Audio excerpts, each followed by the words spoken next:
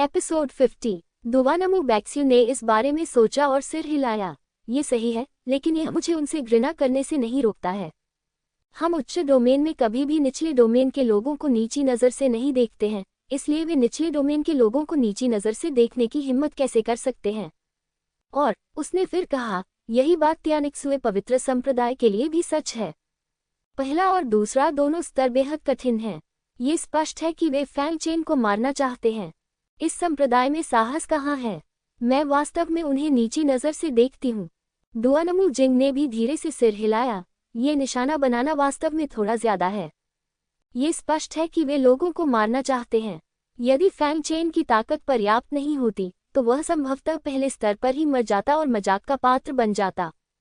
Zhao शिमाई ने Fang chain को घूरते हुए कहा, डबल स्वॉर्ड फ्लो।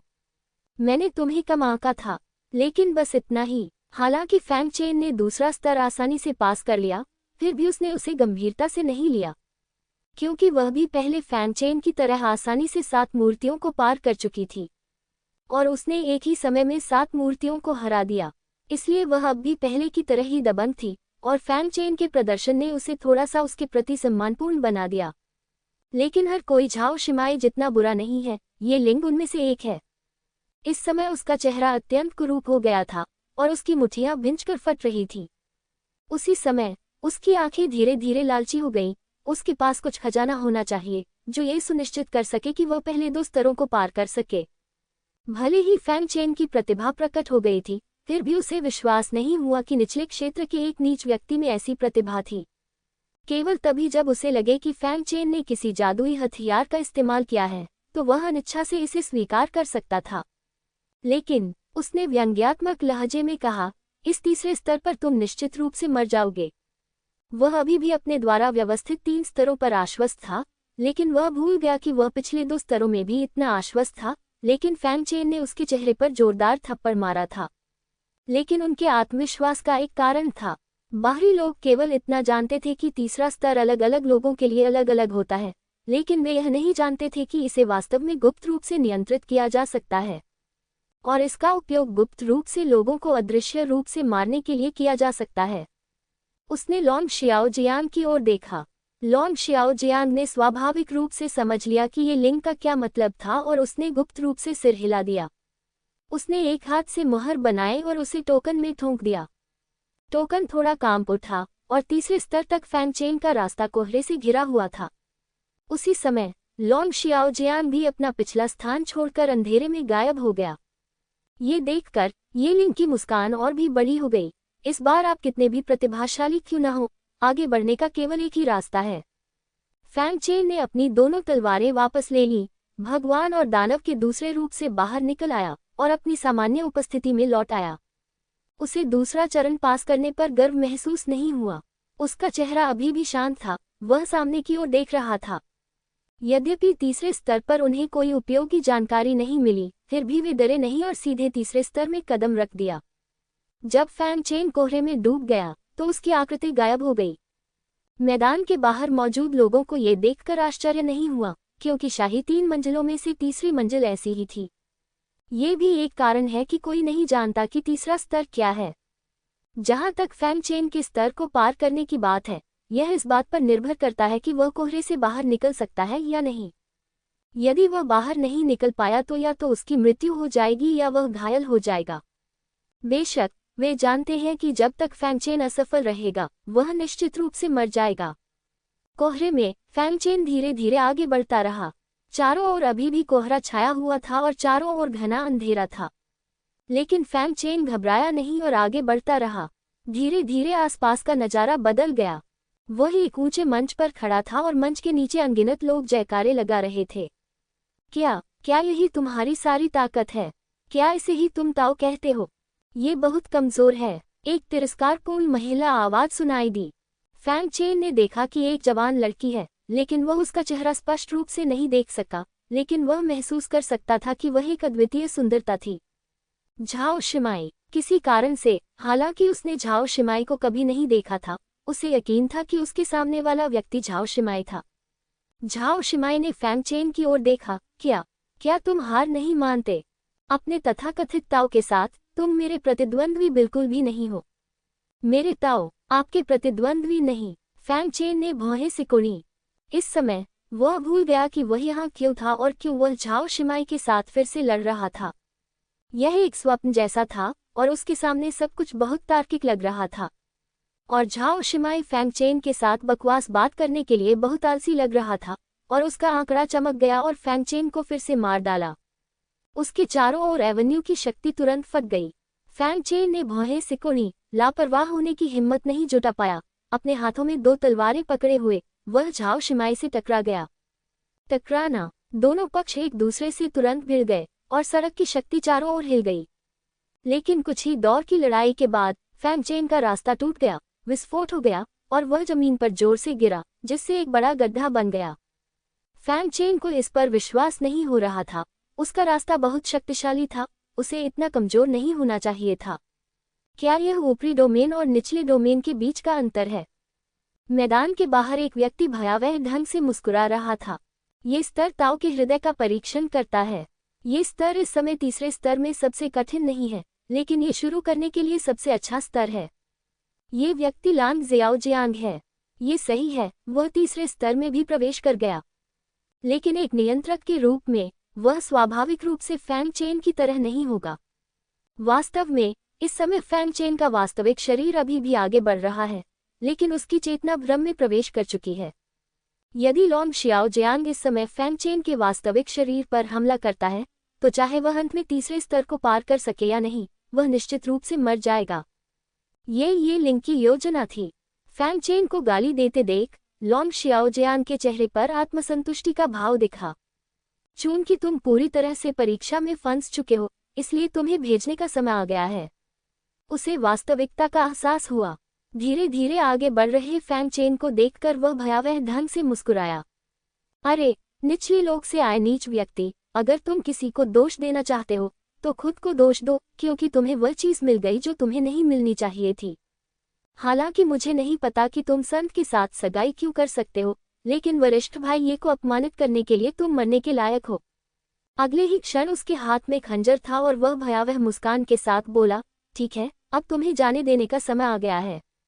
उसने फैंग चेन के दिल की ओर खंजर घुमाया, लेकिन मांस में ब्लेड के प्रवेश की आवाज नहीं आई और लॉन्ग ज़ियाओजियांग की भयावह मुस्कान तुरंत गायब हो गई।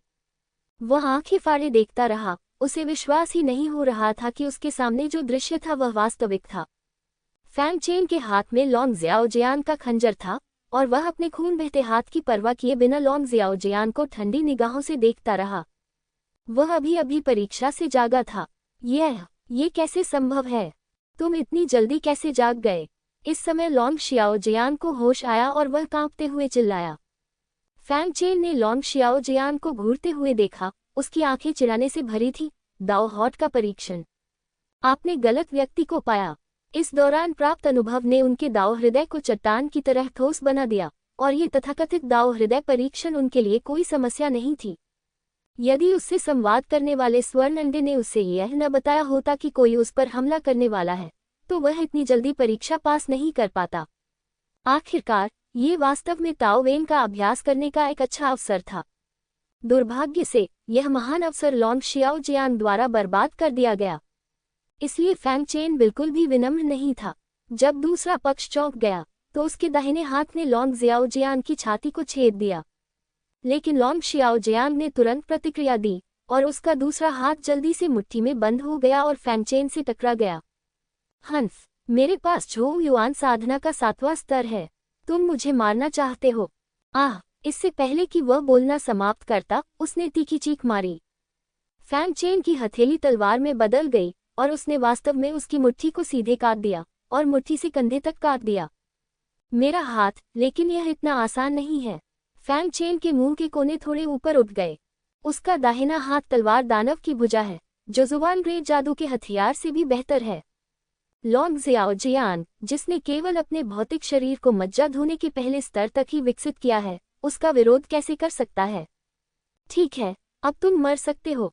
चूंकि दूसरा पक्ष उसे मारना चाहता है, इसलिए स्वाभाविक रूप से वह विनम्र नहीं होगा। फैंग चेन की हत्या की मंशा को महसूस करते हुए लॉन्ग ज़ियाओजियांग ने तुरंत दर्द को भूलकर डर से चिल्लाया, नहीं, तुम मुझे नहीं मार सकते। मैं त्यानिक्स्यू पवित्र संप्रदाय का एक आंतरिक शिष्य हूँ। ये त्यानिक्स्यू पवित्र संप्रदाय है। तुम नहीं कर सकते दरार। फैंग चेन ने उसकी बकवास नहीं सुनी और सीधे उसकी गर्दन पकड़कर तोड़ दी। लॉन्ग शियाओ जियांग ने बहुत संघर्ष किया, लेकिन वह फैंग चेन के करीब पहुंचने के बाद उसका मुकाबला नहीं कर सका और उसकी मौके पर ही मौत हो गई। यहाँ तक कि जब उनकी मृत्यु हुई तब भी उनका चेहरा सदमे से भरा हुआ था। ऐसा लग रहा था कि उसे यकीन ही नहीं हो रहा था कि फैंग चेन ने सचमुच ऐसा करने की हिम्मत की थी, पर उसकी मृत्यु तक उसे यकीन नहीं हो रहा था। उसके अविश्वास भरे चेहरे को देखते हुए फैंग चेन ने शांति से कहा, चूंकि तुम मुझे मारना चाहते हो, इसलिए तुम्हें मेरे द्वारा मारे जाने के लिए तैयार रहना होगा। अगले ही पल एक ज्वाला प्रज्वलित हुई और लॉन्ग शियाओ जियान का शरीर जलकर साफ हो गया। केवल भंडारण अंगूठी और टोकन ही जमीन पर गिरे। फैंग चेन ने इसे उठा लिया और जब उसने टोकन को ढक दिया तो उसे तुरंत अपने आसपास की स्थिति का पता चल गया और वह इसे अपनी इच्छानुसार नियंत्रित कर सका। ऐसा लगता है कि यही कारण है कि वह अपनी इच्छा से युसन दर्रे में प्रवेश कर सकता है। पिछले 2 स्तर इतने कठिन थे, मुझे डर है कि उसने जानबूझकर ऐसा किया। वह तुरंत समझ गया। ऐसा लगता है कि त्यानिक्स्यू पवित्र संप्रदाय के कई लोग उम्मीद करते हैं कि मैं रास्ते में ही मर जाऊंगा, लेकिन ये सामान्य है। आखिरकार मैं जो करना चाहता हूं वह त्यानिक्स्यू पवित्र संप्रदाय के चेहरे को अपमानित करना है। उन्हें कोई आश्चर्य नहीं हुआ और न ही कोई अफसोस हुआ। चूंकि तुम मेरे साथ अपनी शादी पर व्यक्तिगत रूप से पछताने का साहस कर रही हो, तो तुम्हें आज की स्थिति के बारे में सोचना होगा। यदि दूसरा पक्ष उससे निजी तौर पर विवाह प्रमाण पत्र मांगता तो वह उसे सीधे सौंप देता, जैसा कि उसने पहले लिन जुयान को किया था। लेकिन दूसरे पक्ष ने सबसे अपमानजनक तरीका चुना, इसलिए उसे जवाबी कार्रवाई के लिए सबसे अपमानजनक तरीका अपनाने के लिए दोष न दें। ठीक है, मैंने तीसरा स्तर पार कर लिया है। फिर जैसा भाई डुआनमू ने कहा, चलो इस पत्नी को एक ही बार में तलाक दे देते हैं। वह तुरंत बाहर चला गया। जहां तक बाहरी दुनिया का सवाल है, किसी को नहीं पता था कि अंदर क्या चल रहा है, और वे इसके बारे में बात कर रहे थे। फैंग चेन कैसा है? मैं समझता हूँ वह शायद अंदर ही मर गया होगा। बकवास। फैंग चेन के मरते ही तीसरा स्तर अपने आप ही खत्म हो जाएगा। मुझे लगता है कि वह अभी भी अपनी मौत से जूझ रहा है। आखिरकार उनमें अभी भी कुछ प्रतिभा है, लेकिन बस इतना ही। निचले दायरे के लोग निचले दायरे के लोग हैं और वे कभी भी मंच पर नहीं आ पाएंगे। सभी ने एक के बाद एक कहा और उनके शब्द फैंग चेन के प्रति तिरस्कार से भरे थे। ये बात तब भी सत्य है जब फैंग चेन ने पिछले 2 स्तरों में चौंकाने वाली क्षमताएं दिखाई थीं। कोई अन्य कारण नहीं है जिसने फैंग चेन को निचले क्षेत्र से आने के लिए मजबूर किया। ये लिंग ने धुंध को चिढ़ाते हुए देखा। हालांकि वह नहीं देख सकता था कि अंदर क्या चल रहा था, लेकिन उसे पहले से ही यकीन था कि फैंग चेन मर चुका है।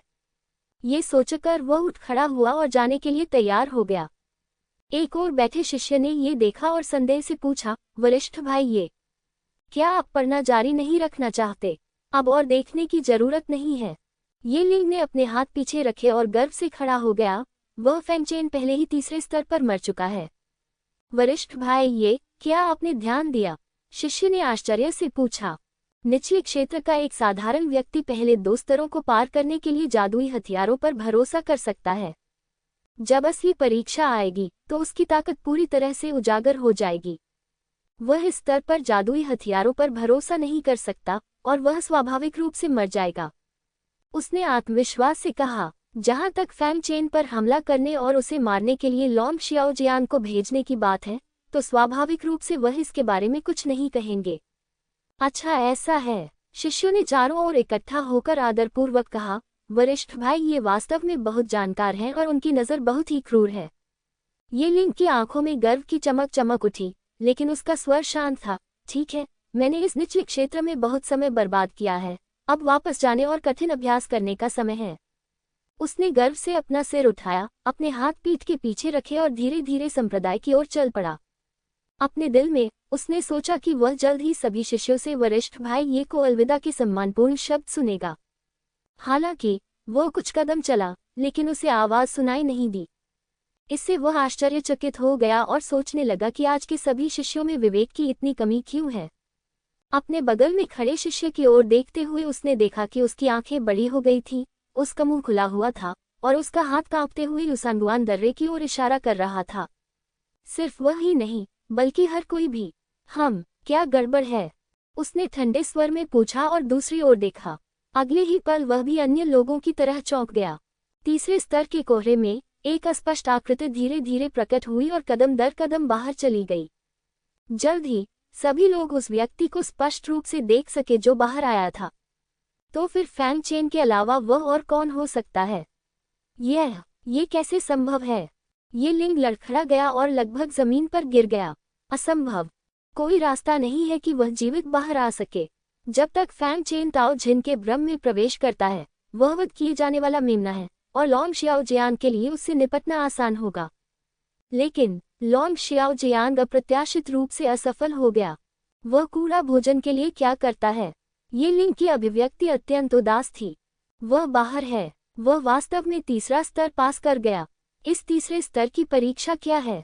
वह बहुत शांत दिख रहा है। यह कोई परीक्षा नहीं है न? या ये पहले 2 स्तरों से आसान है? बकवास। इन 3 शाही स्तरों में से अंतिम स्तर पहले 2 स्तरों को लक्षित करने के लिए डिजाइन किया गया है। स्तर आपकी कमजोरियों को लक्षित करेंगे और केवल कठिन होंगे या आसान नहीं होंगे। संप्रदाय के भीतर एक शिष्य ने कहा। जैसे ही ये शब्द निकले, पूरा स्थान सन्नाटे में डूब गया। दूसरे शब्दों में, फैंग चेन ने वास्तव में अपनी ताकत से तीसरे स्तर को आसानी से पार कर लिया। क्या वह सचमुच निम्न लोक से है? ये प्रश्न फिर सबके मन में आया। भाई, वह सचमुच सफल हो गया। दुवानामू बैक्सुए उत्साह से उछल पड़ा। खुशी से बोला। डुआन जुपिटर भी बहुत हैरान था। उसे पता था कि फैंग चेन शायद परीक्षा पास कर लेगा, लेकिन उसे उम्मीद नहीं थी कि वह इतना निश्चिंत होगा। ऐसा लगता है कि मैं अभी भी भाई फैंग को कम आंकता हूँ। उसने धीरे से आह भरी। अपने आसपास के विभिन्न दृष्टिकोणों का सामना करते हुए फैंग चेन ने कोई उतार चढ़ाव नहीं दिखाया। इस समय वो पवित्र मार्ग से बाहर निकल चुका है और वास्तव में त्यानिक्सुए पवित्र संप्रदाय में प्रवेश कर चुका है। उन्होंने अत्यंत राजसी संप्रदाय को देखा, जिसकी अमर आभा चारों ओर तैर रही थी। उनकी आंखों में कोई भय नहीं था और उन्होंने ऊंची आवाज में कहा, शिष्य त्यान्यांग, फैंग चेन, त्यानिक्सुए पवित्र संप्रदाय को श्रद्धांजलि अर्पित करते हैं। उसने गहरा प्रणाम किया। इस बार मैं त्यानिक्सुए पवित्र संप्रदाय के नेता की पूजा कर रहा हूँ। आखिरकार दूसरा पक्ष अपने मालिक का मित्र है, इसलिए उसे उचित शिष्टाचार का पालन करना चाहिए। फिर उसने झाओ शिमाई के साथ विवाह अनुबंध निकाला और धीरे से कहा, 10 साल से भी अधिक समय पहले मास्टर और आपके संप्रदाय के प्रमुख ने मेरे और संत के बीच विवाह अनुबंध किया था। मास्टर पिता के समान है। फैंग चेन को मास्टर के अंतिम शब्दों का पालन करना चाहिए था। लेकिन कुछ महीने पहले गुइजों की पवित्र महिला ने लोगों को शेनडोंग क्षेत्र में भेजा और सबके सामने दबंग तरीके से मुझसे विवाह प्रमाण पत्र सौंपने और उनकी सगाई तोड़ने के लिए कहा। आज फैंग चेन ने केवल एक चीज के लिए त्यानिक्सुए पवित्र संप्रदाय में प्रवेश किया और इस सगाई को समाप्त कर दिया। त्यानिक्सुए पवित्र संप्रदाय की पवित्र महिला, कृपया बाहर आएं और उनसे मिलें। उनकी आवाज बहुत प्रभावशाली थी और वहां उपस्थित सभी लोगों के कानों तक पहुंची। तभी अचानक सभी को एहसास हुआ कि मामला यही था। चाहे वो शेनडोंग क्षेत्र हो या लुतियान क्षेत्र, अगर महिला सगाई तोड़ देती है तो ये पुरुष के लिए बहुत शर्म और अपमान की बात होगी। यहाँ तक कि परिवार को भी नीची नज़र से देखा जाएगा। ये गरिमा का मामला है। कोई आश्चर्य नहीं कि फैंग चेन इतना नाराज है। हालांकि ज्यादातर लोग सोचते हैं कि झाओ शिमाई ने सही काम किया, क्योंकि फैंग चेन सिर्फ निचले क्षेत्र का मूल निवासी है और चींटी के चेहरे की कौन परवाह करेगा। हालांकि संत को शायद यह उम्मीद नहीं थी कि निचले क्षेत्र का एक प्रतिभाशाली व्यक्ति वास्तव में शाही परीक्षा के तीसरे स्तर को पास कर सकता है। एक ठंडी आवाज सुनाई दी और फिर एक भव्य पालकी नाव त्यानिक्सुए पवित्र संप्रदाय की गहराई से दूर से तैरती हुई आई और धीरे धीरे फैंग चेन से 10 फीट की दूरी पर रुक गई। ये तो एक संत है जो कार चला रहा है, किसी ने आश्चर्य से कहा। सभी ने एक के बाद एक ड्राइवर की ओर देखा और यह स्पष्ट था कि संत झाओ शिमाई ड्राइवर में थे। इस तरह से प्रकट होना स्पष्टतः फैंग चेन की गति को दबाने के लिए था। गाड़ी चलाते समय झाओ शिमाई की आवाज धीरे से आए, आप वास्तव में आश्चर्यचकित हैं कि आप इन 3 स्तरों को पार कर सकते हैं। मैं वास्तव में आपको कम आंकता हूँ, लेकिन चाहे तुम कितनी भी प्रतिभाशाली हो, तुम्हारे और मेरे बीच कभी कुछ नहीं होगा। मुझे पता है कि तुम त्यानिक्सुए पवित्र संप्रदाय में क्यों आए हो। क्या ये सिर्फ इसलिए नहीं है कि तुम इस विवाह प्रमाण पत्र का उपयोग कुछ लाभ प्राप्त करने के लिए करना चाहते हो? आप इस अनुरोध से सहमत क्यों नहीं हैं? तुरंत उसकी निजी नौकरानी ज़ियाओकुई दोनों हाथों में एक ट्रे पकड़े हुए आगे बढ़ी और फैंग चेन के पास आई। ट्रे पर एक ब्रोकेड बॉक्स था। ज़ियाओकुई ने ब्रोकेड बॉक्स खोला और तुरंत एक गोली मिली।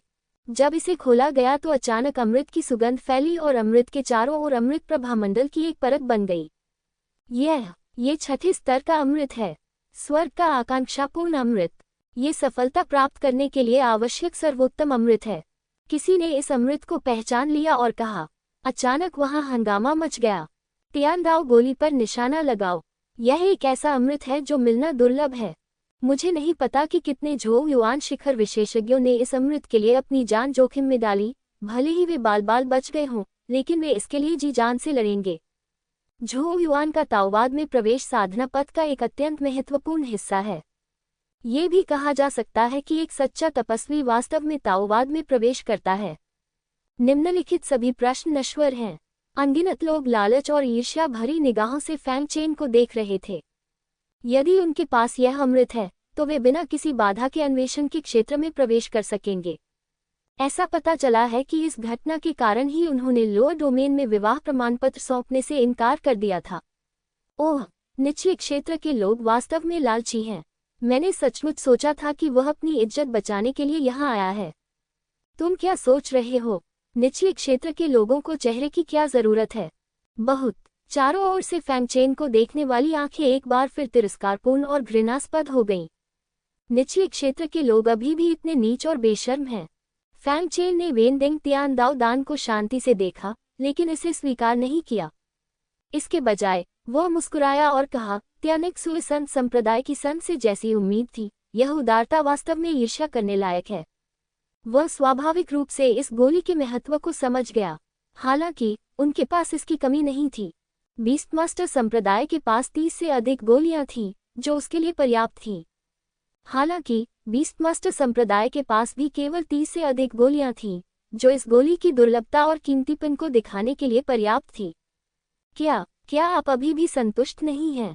गाड़ी में झाओ शिमाई ने भौहें सिकुड़ी और घृणा दिखाई। निश्चित रूप से वह एक लालची व्यक्ति है, लेकिन उसे आश्चर्य नहीं हुआ। अगर दूसरा पक्ष संतुष्ट हो जाता तो उसके लिए वह सब हासिल करना मुश्किल हो जाता जो अभी उसके पास है। उसने कहा, चूंकि आप संतुष्ट नहीं हैं, इसलिए मैं आपको अन्य खजाने दूंगी। खजाने की उसे कोई कमी नहीं थी। 3 और नौकरानियां आगे आईं, जिनमें से प्रत्येक ने फैंग चेन के सामने एक खजाना पकड़ा हुआ था। जब उन्होंने इसे खोला तो प्रकाश की किरणें फूट पड़ी और परी हवा तैरने लगी। जब सबने खजाना देखा तो वे आश्चर्यचकित हो गए और लालच प्रकट करने लगे। रंगीन कांच की बोतल, ये स्वर्ग और पृथ्वी की आध्यात्मिक ऊर्जा को इकट्ठा कर सकती है और इसे आध्यात्मिक तरल में बदल सकती है। ये साधना के लिए बेहद फायदेमंद है। और युवानक्सुएटियन तलवार, यह जुवानपिन की तीसरी स्तरीय तलवार है। वह है। तीनों खजानों को पहचान लिया गया, जिससे स्वाभाविक रूप से हलचल मच गई और फैंग चेन को देखने वाली आंखें और अधिक ईर्ष्यालु हो गईं। यदि उन्हें ये खजाने मिल जाएं तो उन्हें प्रतिभाशाली लोगों की श्रेणी में शामिल होने की आशा हो सकती है। ये बच्चा सचमुच भाग्यशाली है। ये सही है, कागज के एक टुकड़े के बदले में बहुत सारी चीजें मिल सकती हैं। ये बहुत अच्छा होगा यदि वे सभी मुझे ये दे दें। सभी को लगा कि फैंग चेन इसे जरूर स्वीकार कर लेगा, लेकिन फैंग चेन उदासीन रहा। गाड़ी में बैठे झाओ शिमाई ने भौहें सिकुड़ते हुए ठंडे स्वर में कहा, क्या पर्याप्त नहीं? बहुत लालची मत बनो, तुम्हें ये सिद्धांत समझना चाहिए। जब सबने देखा कि फैंग चेन ने इसे स्वीकार नहीं किया तो वे सभी दंग रह गए और फिर वे सभी क्रोधित हो गए। यह आदमी सचमुच लालची है, क्या ये काफी नहीं है? मूल निवासी तो बस मूल निवासी हैं, उनका लालच अंतहीन है। यदि मैं संत होता तो न केवल मैं उसे कुछ नहीं देता, बल्कि उसे सीधे बाहर निकाल देता। संत उसके प्रति बहुत विनम्र हैं, उन्हें मार दिया जाना चाहिए। वे कोसने लगे और इच्छा व्यक्त करने लगे कि काश वे दौड़कर फैंग चेन को टुकड़ों में काट डालते। संत, इस समय एक आवाज सुनाई दी और ये लिंग फैंग चेन के पास आया, उसे तिरस्कार से घूरते हुए। ये भाई, ये है भाई, ये इस अज्ञानी कुत्ते को सबक सिखाओ। संप्रदाय के जो शिष्य फैंग चेन को बर्दाश्त नहीं कर सकते थे, वे चिल्लाने लगे। ये लिंग ने फैंग चेन को तिरस्कार से देखा और कहा, संत, यह आदमी स्पष्ट रूप से सगाई रद्द नहीं करना चाहता है। वह सिर्फ हंस का मांस खाना चाहता है। जैसे ही ये शब्द निकले, पूरा दर्शक अचानक समझ गया। ये पता चला कि फैंग चेन ने इसे इस उद्देश्य के लिए स्वीकार नहीं किया था। ये सही है, ये बिल्कुल सच है। कितना लालची आदमी है। अगर वह सचमुच संत से शादी कर ले तो इन खजानों की तो बात ही छोड़िए, भविष्य में उसे वह सब कुछ मिलेगा जो वह चाहता है। ये निम्न वर्ग का व्यक्ति वास्तव में लालची है। बेशर्म, कमीने, क्या तुम्हें अपनी हैसियत की परवाह नहीं है? क्या तुम संत के योग्य हो? सभी ने ये सोचकर कोसा कि फैंग चेन बेहद बेशर्म है। तियानिक्सुए संत संप्रदाय के शिष्यों ने फैंग चेन को जानलेवा इरादे से देखा। संत उनके संप्रदाय के प्रिय हैं और वे संत को ऐसे बेशर्म निम्न वर्ग के व्यक्ति से विवाह नहीं करने देंगे। मारना, उसे मार डालो, संप्रदाय के अन्य शिष्य चिल्लाए। कुछ देर के लिए हत्या का इरादा फैंग चेन की ओर दबाव डालता रहा। ये लिंग ने अपने चेहरे पर एक आत्मसंतुष्ट भाव दिखाया। यही वह परिणाम था जो वह चाहता था। अगर ऐसा है तो भले ही फैंग चेन को मार दिया जाए, इससे न केवल दुनिया को झटका लगेगा बल्कि संत का ध्यान भी आकर्षित होगा। ये बस दोहरी खुशी है। जब झाओ शिमाई ने ये सुना तो उसे 70% विश्वास हो गया। आखिरकार उसने जो खजाना निकाला वह कुछ ऐसा था जिसे कोई भी मना नहीं कर सकता था, लेकिन फैंग चेन उदासीन रहा, जो बहुत संदिग्ध था। ये देखकर कि उसने कोई कार्रवाई नहीं की, उसने ये भी महसूस किया कि फैंग चेन बहुत लालची था और उसे दबा दिया जाना चाहिए। ये लिंग ने व्यंग्य किया, निम्न वर्ग के लोगों, मैं तुम्हें सलाह देता हूं कि अब विवाह प्रमाण पत्र सौंप दो और संप्रदाय से बाहर निकल जाओ। संत कौन है? तुम जैसा तुच्छ मेढक उसके योग्य कैसे हो सकता है? बेशक वह फैंग चेन को जाने देने का इरादा नहीं रखता था। जब फैंग चेन पहाड़ से नीचे आया तो उसने खुद लोगों को उसे मारने के लिए नेतृत्व किया। भीड़ की अवमानना, घृणा, तिरस्कार और जानलेवा इरादे का सामना करते हुए फैंग चेन की अभिव्यक्ति शुरू से अंत तक शांत रही। जहां तक ये लिंग की धमकियों का सवाल है तो उन्होंने उन्हें नजरअंदाज कर दिया। उन्होंने झाओ शिमाई से कहा, आप विवाह प्रमाण पत्र मांग सकते हैं, लेकिन मेरा केवल एक अनुरोध है। ये लिंग ने व्यंग्य किया, अनुरोध? क्या तुम्हें लगता है कि तुम मांगने के योग्य हो? तुम्हें न मारना पहले से ही संत का एक बड़ा उपकार है। नीच प्राणी, मैंने तुम्हें पहाड़ से नीचे जाने का मौका दिया है। चूंकि तुम इसे संजो कर नहीं रखते, इसलिए तुम केवल घुटनों के बल ही पहाड़ से नीचे जा सकते हो। अभी करो। अंत में उसका दबाव बढ़ गया और उसकी गति अद्भुत थी। ये देखकर आसपास के लोग आश्चर्यचकित थे और प्रशंसा कर रहे थे। ये लिंग को इस बात पर और भी गर्व था। वह फैंग चेन पर कदम रखने वाला था और आज का केंद्र बिंदु बनने वाला था। मेरा मानना है कि आज के बाद उनकी ख्याति पूरे लुतियान क्षेत्र में फैल जाएगी।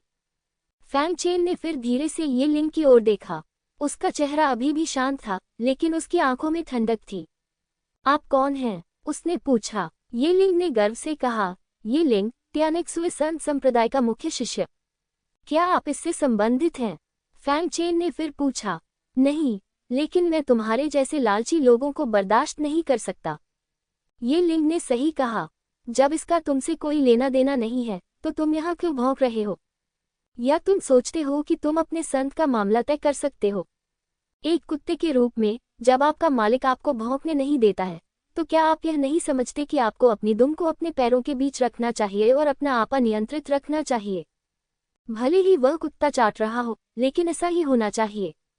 लॉन्ग शियाओ जियांग ने पहले भी सीनियर भाई ये का उल्लेख किया था और उसके सामने वाले व्यक्ति का नाम सीनियर भाई ये था। ये स्पष्ट था कि वह वही व्यक्ति था जो उसके सामने था। फैंग चेन स्वाभाविक रूप से उन लोगों के प्रति विनम्र नहीं होगा जो उसे मारना चाहते थे। मैं अब दूसरे पक्ष पर ध्यान नहीं देना चाहता था और मैं तियानिक्सुए पवित्र संप्रदाय छोड़ने के बाद दूसरे पक्ष को मारने का अवसर ढूंढूंगा। लेकिन दूसरा पक्ष इतना शोर मचा रहा था कि वह इसे सहन नहीं कर सका। फैंग चेन का स्वर शांत था, लेकिन उसके शब्दों ने वहां उपस्थित सभी लोगों को स्तब्ध कर दिया। उनके शब्द निस्संदेह ये लिंग का नग्न उपहास थे। ये लिंग की नसें उभर आईं। वह स्वाभाविक रूप से एक निम्न लोक के व्यक्ति द्वारा अपमानित होने पर क्रोधित था। तुम मरना चाहते हो? एक राक्षसी हत्या का इरादा तुरंत भड़क गया। उसी समय दाव दायरे के स्तर एक की साधना भी फैंग चेन की ओर दबाव डाल रही थी। भले ही दूसरा पक्ष दाव क्षेत्र में एक शक्तिशाली व्यक्ति था, लेकिन फैंग चेन बिल्कुल भी नहीं डरता था और वही दबाव टूट गया। इस दबाव का विरोध करें। तुम्हारी हिम्मत कैसे हुई मुझे अपमानित करने की? मैं एक मामूली कुतिया हूं। तुम वास्तव में अपनी मौत को बुला रही हो। जाओ और मर जाओ। उसके हाथ में एक चमकती हुई रोशनी चमकी और वह कार्रवाई करने वाला था। रुकना! कार से झाओ शिमाई की आवाज आई। दुनिया को चौंका दो। ये लिंग का चेहरा थोड़ा बदल गया और वह तुरंत रुक गया। उसने झाओ शिमाई की बातों की अवज्ञा करने की हिम्मत नहीं की। उसके मन में कोई बुरी छाप छोड़ने की तो बात ही छोड़िए। पवित्र लड़की, मैं अपना गुस्सा तुम पर निकाल रहा हूँ। ये व्यक्ति लालची है और इसे मार दिया जाना चाहिए, उसने ईमानदारी से कहा। झाओ शिमाई ने ठंडे स्वर में कहा, धन्यवाद वरिष्ठ भाई, लेकिन यह मेरा अपना मामला है। मैं इसे खुद ही संभाल लूंगा। कृपया एक तरफ हट जाए। लेकिन ये लिंग कुछ और कहना चाहता था। क्या इस संत ने जो कहा वह बेकार है? झाओ शिमाई की आवाज और भी ठंडी हो गई। हिम्मत मत करो, ये लिंग ने जल्दी से कहा। उसने फैंग चेन को भयावह नजर से देखा, लेकिन अंत में उसने अपने दांत पीस लिए और पीछे हट गया। लेकिन अपने दिल में उसने ठंडी सांस ली। बेटा, चाहे तुम्हें कुछ भी मिले, मैं तुम्हें उगलवा दूंगा। झाओ शिमाई ने तब कहा, आप और मैं एक ही दुनिया से नहीं हैं। भले ही आप इस सगाई को पूरा करने पर जोर देते हैं, मैं इसके लिए सहमत नहीं होऊंगा। बस आप जो चाहे कहें, जब तक आप इस सगाई को खत्म करने के लिए सहमत हैं जो नहीं होनी चाहिए। और मैं आपसे वादा कर सकता हूं कि चाहे कुछ भी हो जाए, ये सबसे अधिक सहनशीलता है जो वह कर सकती है। आज भी वह सोचती है कि फैंग चेन सिर्फ खजाने के लिए यहाँ है और विवाह प्रमाण पत्र से अधिक पैसा कमाना चाहता है। अच्छा, फैंग चेन के मुंह के कोने थोड़े ऊपर उठे और उसके चेहरे पर उपहास की झलक उभरी। अब तक तो आप अलग थलग ही दिख रहे हैं। उसने एक कलम निकाली, उसे विवाह के दस्तावेज पर रखा और लिखना शुरू कर दिया। विवाह अनुबंध पर कलम उड़ रही थी और उसने कहा, यह विवाह अनुबंध मूल रूप से गुरु द्वारा बनाया गया था। तार्किक रूप से एक शिष्य के रूप में मुझे इस विवाह को पूरा करना चाहिए, लेकिन महिला यह नहीं चाहती है और मैं इसे मजबूर नहीं करूंगा। हालांकि आपने पहले ही मेरे स्वामी से इस विवाह के लिए सहमति मांगी थी। आपने इसे सिर्फ इसलिए बर्बाद नहीं किया क्योंकि आप ऐसा करना चाहते थे। इस बिंदु पर मैं लिखना बंद कर देता हूँ। सगाई तोड़ने का केवल एक ही तरीका है। उसने विवाह प्रमाण पत्र फेंक दिया और झाओ शिमाई की कार के बारे में सोचा। वह इतना क्रोधित था कि वह जोर से चिल्लाया, आज मैं फैंग चेन यहाँ घोषणा करता हूँ कि मेरे मंगेतर के रूप में मैं अपनी मंगेतर झाओ शिमाई को तलाक दे रहा हूँ। जैसे ही ये शब्द निकले, पूरा स्थान सन्नाटे में डूब गया। अपनी पत्नी को तलाक! फैंग चेन ने वास्तव में अपनी पत्नी को तलाक दे दो शब्द कहा था। विवाह प्रमाण पत्र झाओ शिमाई की कार के सामने उड़ गया और वह उसके ऊपर तलाक के शब्दों को स्पष्ट रूप से देख सकती थी। तुम मुझसे तलाक लेना चाहते हो? झाओ शिमाई को इस पर विश्वास नहीं हुआ। वह कौन है? तियानिक्सुई पवित्र संप्रदाय की उच्च कोटि की संत। जो कोई भी उसका पीछा करता है वह लोटियन क्षेत्र में घूम सकता है, लेकिन अब फैंग चेन उससे तलाक लेना चाहता है। फैंग चेन ने शांत भाव से कहा, ये सही है। विवाह अनुबंध में लिखा है कि वह अपनी पत्नी को तलाक देगा। अब से आपके और मेरे बीच कोई अंतर नहीं होगा। आप अपने यानगुआन रोड पर चलेंगे और मैं अपने एक तख्त पुल पर चलूंगा। क्या तुम यही चाहते हो? क्या तुम उसे अपमानित करके वापस जाना चाहते हो? मैं सहमत नहीं हूँ। तुम्हारे और मेरे पास सगाई तोड़ने के अलावा कोई विकल्प नहीं है। झाओ शिमाई ने चिल्लाते हुए कहा, आप सहमत नहीं हैं? फैंग चेन ने धीरे से अपना सिर हिलाया। ये वास्तव में एक अनुरोध है, लेकिन मेरा आपके साथ इस पर चर्चा करने का कोई इरादा नहीं है, बल्कि आपको सूचित करने का है। जहां तक तुम्हारे इन खजानों का प्रश्न है, वह अपना सिर घुमाकर जोगवाई की ओर चला गया। मजे करो आप। झाओ शिमाई ने कार का पर्दा खोला और अपना असली रूप प्रकट किया। उसके सुंदर चेहरे पर अहंकार नहीं था, केवल क्रोध था। आखिर पत्नी को तलाक देना भी तो औरत के लिए बहुत बड़ी शर्म की बात है। वह जो हमेशा से अलग थलग रही है, भला कैसे बर्दाश्त कर सकती है? फैंग चेन रुक गया, लेकिन उसने झाओ शिमाई की ओर देखने के लिए अपना सिर नहीं घुमाया। उन्होंने शांति से कहा, क्या तुम नाराज हो? मैं भी ऐसा ही था जब मैंने सगाई तोड़ने के लिए किसी को भेजा था। यदि उस समय आपको किसी मजबूत व्यक्ति द्वारा संरक्षण नहीं दिया गया होता, तो मुझे डर है कि आपके लोग विवाह प्रमाण पत्र जबरदस्ती ले लेते और मैं कुछ नहीं कर पाता। मैं नहीं चाहती कि मेरी सगाई का फैसला कोई और करे। मैं बस उस व्यक्ति के साथ रहना चाहती हूँ जिसे मैं पसंद करती हूँ। क्या ये गलत है? झाओ शिमाई ने पूछा। आप ठीक कह रहे हैं, फैंग चेन ने स्पष्ट रूप से कहा, लेकिन आपका तरीका गलत है। यदि आप किसी से निजी तौर पर मुझसे विवाह प्रमाण पत्र मांगने के लिए कहते हैं तो मैं बिना कुछ कहे विवाह प्रमाण पत्र सौंप दूंगा, लेकिन आपको कभी भी दुनिया के सामने विवाह प्रमाण पत्र नहीं मांगना चाहिए। यह अपमानजनक और उत्तेजक है। चूंकि आपने मुझे अपमानित किया है, इसलिए मैं केवल आपको अपमानित कर सकता हूँ। यदि आप भविष्य में बदला लेना चाहेंगे तो मैं किसी भी समय आपके साथ रहूंगा। वह कुछ नहीं बोला और संप्रदाय के बाहर की ओर चलता रहा। जब आप आते हैं तब भी यही स्थिति होती है, और जब आप जाते हैं तब भी यही स्थिति होती है। जहां तक झाओ शिमाई के असली रूप की बात है, उसे देखने में उसकी कोई दिलचस्पी नहीं थी। जब भाग्य तो है ही नहीं, तो फिर दूसरे व्यक्ति के रूप रंग की परवाह क्यों करें? भले ही दूसरा पक्ष शक्तिशाली हो, फिर भी इसका उससे कोई लेना देना नहीं है।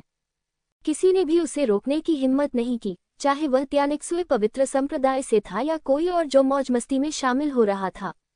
ऐसा नहीं है कि वे डर गए थे, बात सिर्फ इतनी थी कि फैंग चेन ने जो कुछ कहा उससे वे इतने सदमे में थे कि कोई प्रतिक्रिया नहीं कर सके।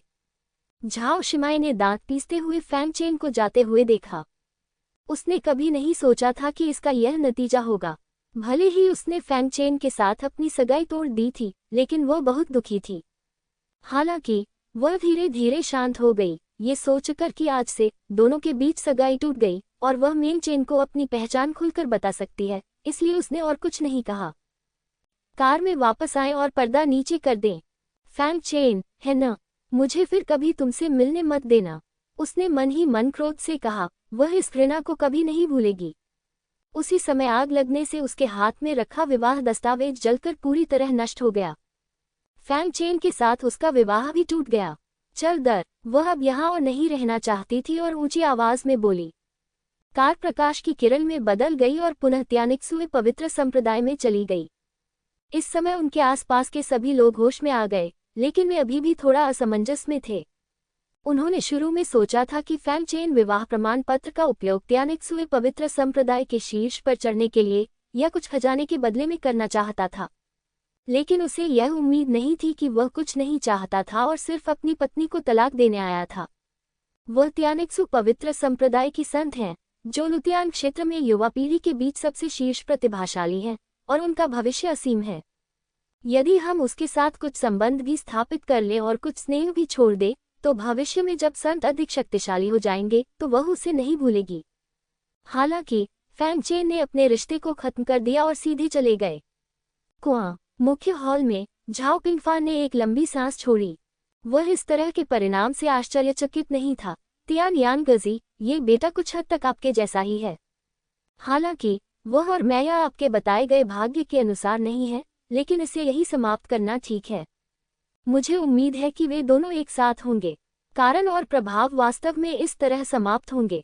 आह भरने के बाद वह पढ़ना जारी नहीं रखना चाहता था, इसलिए उसने धीरे से अपनी आंखें बंद कर ली और लंबा अभ्यास जारी रखा। ये लिंग ने आश्चर्य से फैंग चेन को देखा। उसे ऐसे परिणाम की उम्मीद नहीं थी, लेकिन फिर उसने व्यंग्य करते हुए कहा, तुम बहुत मूर्ख हो, तुम्हें जाने नहीं दिया जा सकता। उसे यकीन नहीं था कि फैंग चेन उन खजानों को छोड़ने को तैयार था। उसने शायद अपनी इज्जत बचाने के लिए ऐसा कहा होगा। फिर उसकी अभिव्यक्ति गंभीर हो गई, लेकिन ये मत सोचो कि तुम इस तरह जीवित रह सकते हो। जब तुम त्यानिक्सुए पवित्र संप्रदाय में कदम रखोगे तो तुम पहले ही मर चुके होगे। उसने कहीं देखा तो वहां एक अधेड़ उम्र का आदमी खड़ा था। अधेड़ उम्र के व्यक्ति ने धीरे से सिर हिलाया और फिर अंधेरे में गायब हो गया। ये देखकर ये लिंग की हंसी और भी तेज हो गई और फैंग चेन की पीठ पर नजर और भी ठंडी हो गई। यदि आप मुझे दोष देना चाहते हैं तो ऐसा इसलिए है क्योंकि आपके पास ऐसी चीजें हैं जो आपके पास नहीं होनी चाहिए थी और आपने उन लोगों को नाराज किया है जिन्हें आपको नाराज नहीं करना चाहिए था। फैंग चेन ने त्यानिक्सुए पवित्र संप्रदाय से कदम दर कदम बाहर कदम बढ़ाया, अपने चारों ओर के सभी लोगों की अजीब निगाहों की ओर आंखें मूंद लीं। भाई फैंग, जब वह दक्षिण पूर्वी दरवाजे से बाहर निकला तो डुआनमू जिंग और डुआनमू बैक्सियो उसका स्वागत करने के लिए आगे आए। डुआन जुपिटर की अभिव्यक्ति भी उतनी ही जटिल थी और उन्हें उम्मीद नहीं थी कि फैंग चेन ऐसा निर्णय लेगा। डुआनमू बैक्सियो बहुत प्रतिभाशाली थी। वह बहुत संतुष्ट नजर से फैंग चेन को ऊपर से नीचे तक देख रही थी। फैंग चेन दंग रह गया, लेकिन उसने उम्मीद नहीं की थी कि वे दोनों आगे आकर उसे नमस्ते कहने की हिम्मत करेंगे।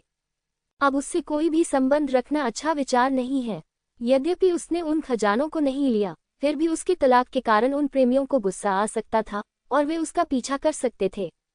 बैकअप योजना रखना ठीक है, लेकिन फैंग चेन डुआन जुपिटर और अन्य को नहीं बचा सकता। डुआन जुपिटर ने फैंग चेन की चिंताओं को देखा और मुस्कुराते हुए कहा, भाई फैंग, चिंता मत करो, भले ही हम दोनों पहले थोड़ी परेशानी में थे, लेकिन हमें मारना आसान नहीं है। डुआन जुपिटर की बात सुनकर फैंग चेन को कोई चिंता नहीं हुई। उन्होंने पूछा, भाई डुआनमू, क्या कुछ गड़बड़ है? डुआन मैक्सिंग ने भावुक होकर कहा, भाई फैंग वास्तव में सराहनीय हैं। लुतियान क्षेत्र की युवा पीढ़ी में आप शायद एकमात्र ऐसे व्यक्ति हैं जो संत से इस तरह बात करने का साहस करते हैं। फैंग चेन ने कड़वाहट से मुस्कुराते हुए अपना सिर हिलाया। यह मामला सुलझ गया लगता है, लेकिन ऐसा नहीं है। मेरा मानना है कि भविष्य में बहुत परेशानी होगी। जब वह पहाड़ से नीचे उतर रहा था तो उसने कई जोड़ी आंखों को हत्या की मंशा और शत्रुता से भरा हुआ महसूस किया था। मुझे डर है कि यह मामला इतनी आसानी से नहीं सुलझेगा। डुआन जुपिटर ने अनिर्णित भाव से सिर हिलाया और अपनी बाहों से कुछ लेने के बारे में सोचा।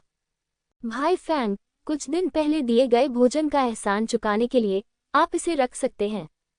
ये किसी महत्वपूर्ण क्षण में बहुत काम आ सकता है। फैंग चेन ने डुआन जुपिटर के हाथ में रखी चीज को देखा।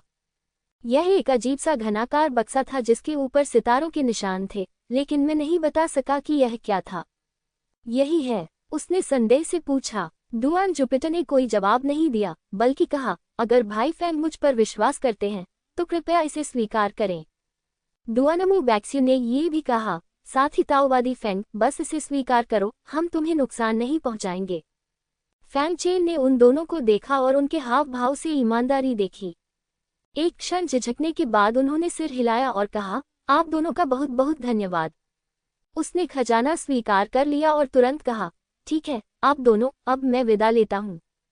भाई फैंग, अपना ख्याल रखना। डुआन मैक्सिंग भाई और बहन ने हाथ जोड़कर कहा।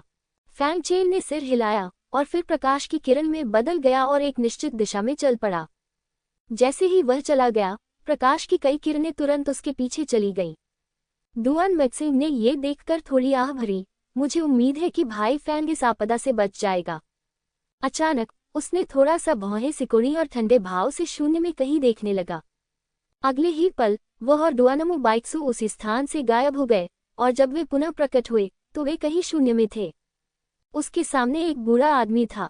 बूढ़ा आदमी जब डुआन जुपिटर को देखा तो थोड़ा चौंक गया, थोड़ा आश्चर्यचकित हुआ। लेकिन वह ये भी जानता था कि उसके सामने खड़ा व्यक्ति असाधारण है, इसलिए उसने अपने हाथ ऊपर उठाए और कहा, मुझे आश्चर्य है कि आप कौन हैं? आप मुझे क्यों रोक रहे हैं? डुआन जुपिटर ने बूढ़े आदमी को घूरते हुए ठंडे स्वर में कहा, पूछताछ के शुरुआती चरण में उन लोगों का पीछा करना और उन्हें मार डालना ही काफी है।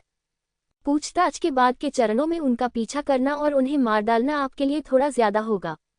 बूढ़े व्यक्ति ने भौहें सिकुड़ते हुए ठंडे स्वर में कहा, सर, यह मेरे त्यानिक्सुए पवित्र संप्रदाय का व्यवसाय है, इसका आपसे कोई लेना देना नहीं है। ये लिंग ने उसे जाकर फैंग चेन को मारने के लिए कहा, लेकिन उसे उम्मीद नहीं थी कि कोई उसे रोकेगा। डुआनमू जिंग का पीछे हटने का कोई इरादा नहीं था। यदि आप मुझे शिकार करना चाहते हैं तो पहले मुझे हराएं। जैसे ही उसने यह बात कही, ताओ क्षेत्र के चौथे स्तर पर उसकी साधना का स्तर अचानक बढ़ गया। जब बूढ़े व्यक्ति ने ये देखा तो खुश होने के बजाय उसका चेहरा और भी गंभीर हो गया। ये तथ्य कि प्रतिद्वंद्वी, जो केवल चौथे स्तर की साधना पर था, ने उसे बाधा डालने का साहस किया, ये दिखाने के लिए पर्याप्त था कि उसके पास विभिन्न स्तरों पर लड़ने की क्षमता थी। ये देखते हुए कि वह बहुत युवा है, वह अवश्य ही शीर्ष प्रतिभावान होगा।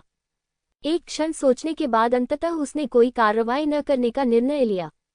यद्यपि ये लिंग में अच्छी प्रतिभा है और वह भविष्य में महान उपलब्धियां हासिल करेगा, लेकिन यह उस स्तर तक नहीं है जहां उसे बहुत मेहनत करनी पड़े। छोड़ो इसे, अगर मैं कोई कार्रवाई नहीं भी करता तो भी उस बच्चे का बचना मुश्किल हो जाएगा। बहुत से लोग हैं जो उसे मारना चाहते हैं। बूढ़े आदमी ने हल्के से कहा, आपको इस बारे में चिंता करने की जरूरत नहीं है। डुआनमू जिंग ने हल्के से कहा। बूढ़े आदमी ने ज्यादा कुछ नहीं कहा। वह पलटा और एक प्रकाश की किरण में तब्दील होकर संप्रदाय में वापस आ गया। डुआनमू जिंग ने ये देखा और फेंग चेन की ओर देखते हुए कहा, भाई फेंग, हम केवल इस बिंदु तक ही आपकी मदद कर सकते हैं। दूसरी ओर फैंग चेन पूर्व की ओर चला गया। केवल 10 मील से अधिक भागने के बाद उसके पीछे के लोगों ने पीछा जारी रखने का इरादा नहीं किया और वे सभी खुलेआम फैंग चेन का पीछा करने लगे। उनमें से नेता ये लिंग था। फैंग चेन ने अपनी आत्मा दानव आंख खोली और अपने पीछे देखा। 2 लोग दाव दाव क्षेत्र के मध्य चरण में हैं, 5 लोग दाव दाव क्षेत्र के प्रारंभिक चरण में हैं और 10 से अधिक लोग झोउ युआन क्षेत्र में हैं। वे वास्तव में मेरे बारे में बहुत अच्छा सोचते हैं।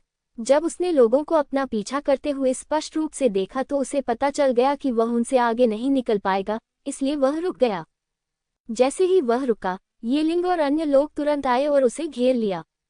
ये देखकर कि फैंग चेन के पास भागने का कोई रास्ता नहीं है, ये लिंग ने उसे घूरकर देखा और व्यंग्यात्मक लहजे में कहा, बेटा, क्या तुम सच में सोचते हो कि तुम इस तरह से बच सकते हो? फैंग चेन ने सबकी ओर देखा। उनमें से अधिकांश लोग तियानिक्सुए पवित्र संप्रदाय के शिष्य थे और कुछ ऐसे लोग थे जो ये तमाशा देखने आए थे। हालांकि ये सभी भिक्षु थे जिन्होंने उसके प्रति जानलेवा इरादे दिखाए थे।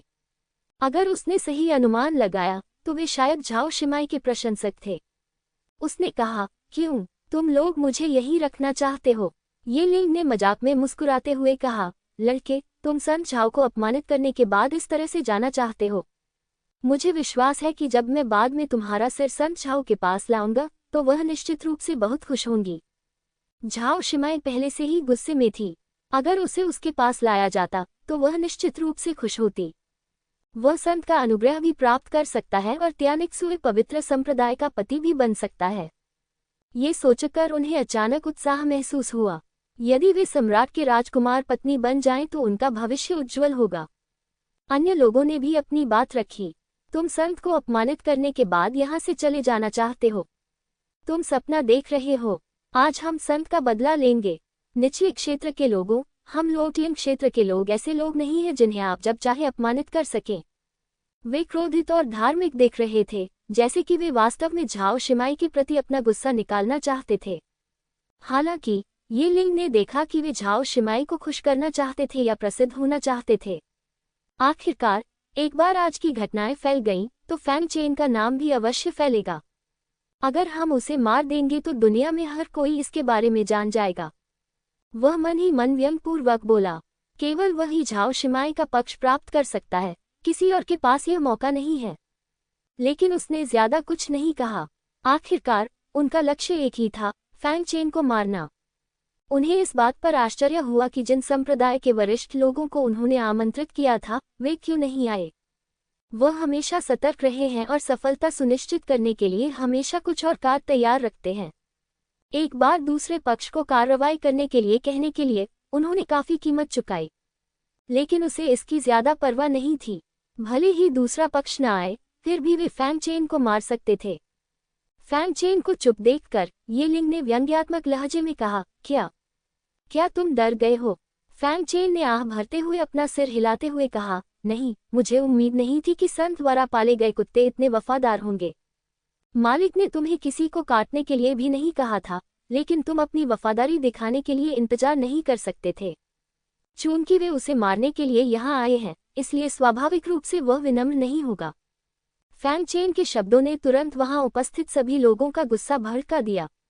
उन्होंने मूल रूप से फैंग चेन को चिढ़ाने और फिर उसे मार डालने की योजना बनाई थी, लेकिन मुझे उम्मीद नहीं थी कि वह इतनी बड़ी मुसीबत में होगा। उसने इतना अहंकारी होने की हिम्मत की। ये लिंग का चेहरा तुरंत गंभीर हो गया। अब वह और खेल नहीं खेलना चाहता था और उसने सीधे आदेश दिया, जाओ, उसे मार डालो। रास्ते पर सवाल उठाने वाले ताओवादियों ने बिना किसी हिचकिचाहट के सीधे फैंग चेन की ओर दौड़ लगा दी। बाकी लोगों ने उन सभी स्थानों को अवरुद्ध कर दिया जहां से फैंग चेन बच सकता था, जिससे उसके लिए भागने का कोई मौका नहीं बचा।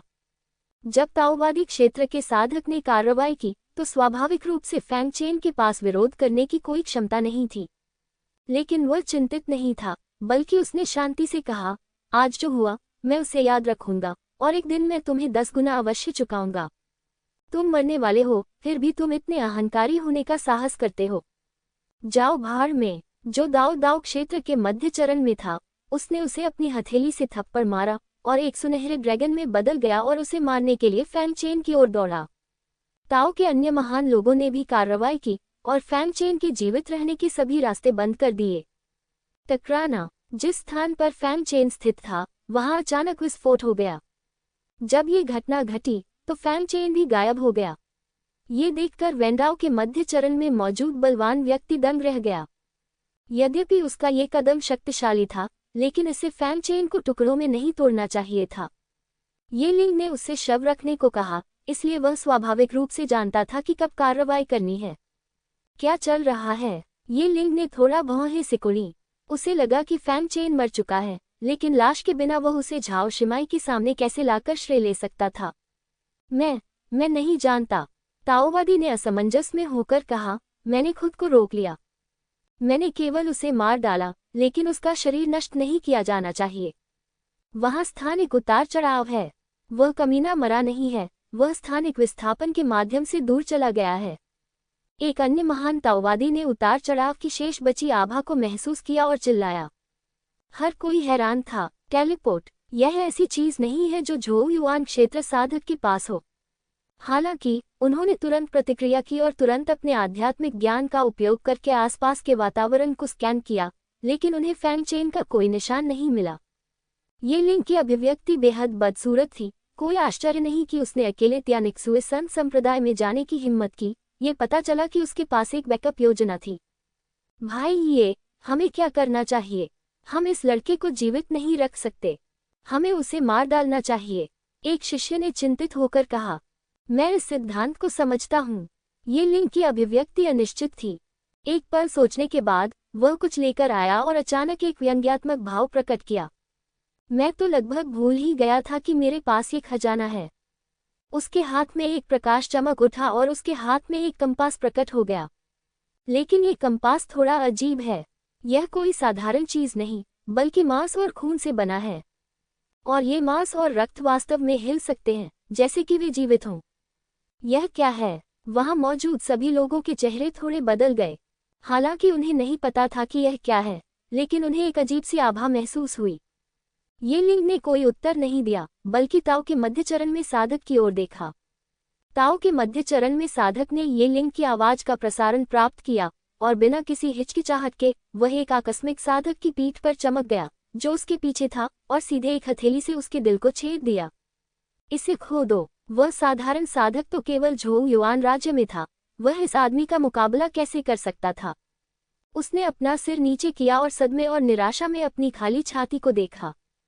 फिर उसे तेज दर्द और शक्तिहीनता का एहसास हुआ। अंत में वह जमीन पर गिर गया और अनिच्छा से मर गया। पूरा स्थान शांत था। जो भिक्षु त्यानिक्सुए पवित्र संप्रदाय से नहीं थे, वे अपनी आंखों में भय के भाव के साथ पीले दिख रहे थे। लेकिन त्यानिक्सुए पवित्र संप्रदाय के अन्य ताओवादी भिक्षुओं ने भी ये लिंग के आदेश प्राप्त किए और इस समूह के लोगों पर अपनी आध्यात्मिक इंद्रियों को बंद कर दिया। जो भी भागने की हिम्मत करेगा उसे तुरंत मार दिया जाएगा। सौभाग्य से त्यानिक्सुए पवित्र संप्रदाय के साधक ने हमला जारी नहीं रखा और बलवान व्यक्ति से हृदय को ये लिंग के पास लाने के लिए कहा। ये लिंग ने हृदय लेने के बाद उसे कंपास पर दबाया। एक पल में कंपास खून की धुंध से भर गया। खून ने शून्य को घेर लिया। एक के बाद एक खून की रेखाएं दिखाई देने लगीं। ये लिंग ने कुछ अजीब मंत्र पढ़े और कुछ अजीब शाप मुहरें बनाई। जैसे जैसे हृदय धीरे धीरे कंपास की ओर आकर्षित होने लगा, उंगली द्वारा बनाया गया संकेतक भी धीरे धीरे घूमने लगा। फिर उसने एक दिशा की ओर इशारा किया, और ये दिशा ठीक वही थी जहां फैंग चेन की तत्काल भाला थी। यह पाया। ये लिंग ने गंभीर रूप से हंसते हुए अपना हाथ हिलाया। पीछा करो।